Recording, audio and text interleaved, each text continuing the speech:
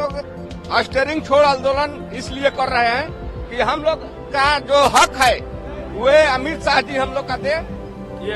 लागू किया है कानून, ये हमारे फायदे में नहीं, किसी के फायदे में नहीं है। हम चक्का जाम भी नहीं करेंगे, झगड़ा भी नहीं करेंगे, हिंसा भी नहीं करेंगे, सिर्फ छोड़ के अपने घर चले जाएंगे। क्योंकि हमारे पास 7 लाख रुपए नहीं है, 10 साल हम जेल काट नहीं सकते हैं, परिवार रोड पे आ जाएगा। हम कहाँ जाएंगे सर? पर इतनी मांग जरूर है, जो हमारे साथ अन्याय हो रहा है उसका हमें इंसाफ चाहिए, और कोई मांग नहीं।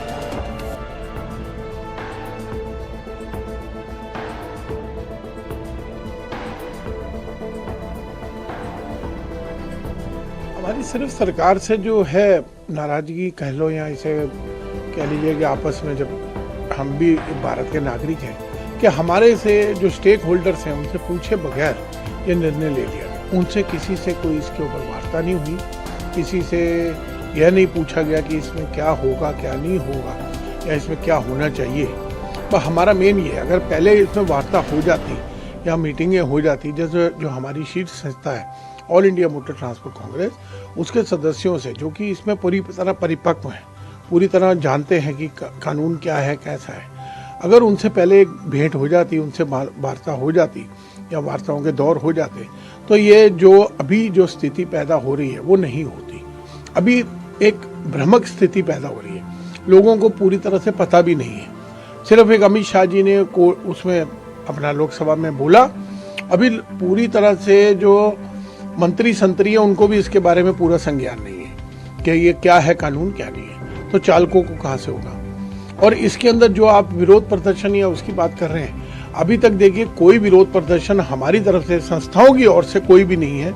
और ना संस्थाओं ने इसके लिए किसी तरह का अभी कोई लागू करा है कि भाई विरोध प्रदर्शन या हम करेंगे या नहीं करेंगे।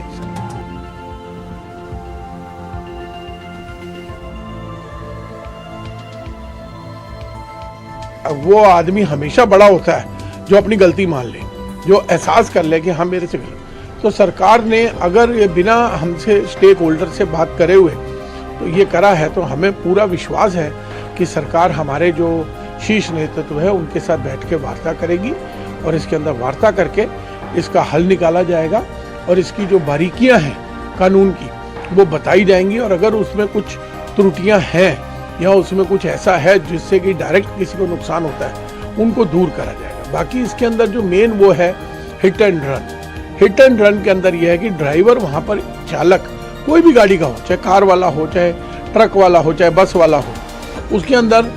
गलती हमेशा बड़ी वाले की निकाली जाएगी। और कई जगहों पर यह देखा गया है कि भीड़ जो होती है वहां की भीड़ की कोई शक्ल नहीं होती, वह लोग इसका फायदा उठाते हैं और नुकसान पहुंचाने की कोशिश करते हैं। और उस नुकसान के अंदर पता चला जिसके साथ एक्सीडेंट हुआ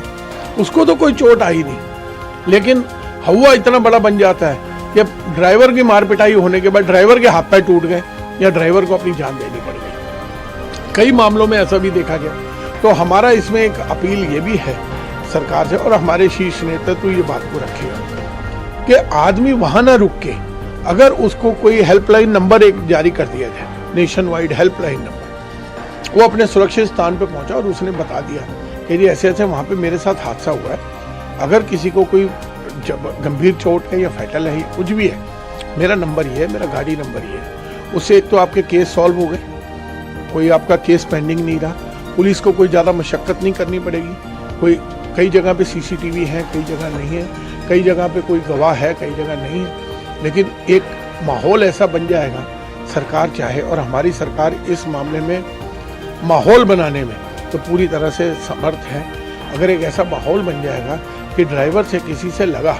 जो विदेशी तर्ज के ऊपर, पश्चिम देशों की तर्ज के ऊपर हम लोग ये सब कुछ कर रहे हैं कि अगर कुछ हमारे साथ ऐसा हुआ तो ड्राइवर ने अगर सूचना दे दी तो मामला अपने आप ही सॉल्व हो गया। अगर उसके बाद कानूनी प्रक्रिया में अगर उसको आदमी को ज़्यादा चोट आई है या कम चोट आई है या कुछ है, जो भी कानूनी प्रक्रिया है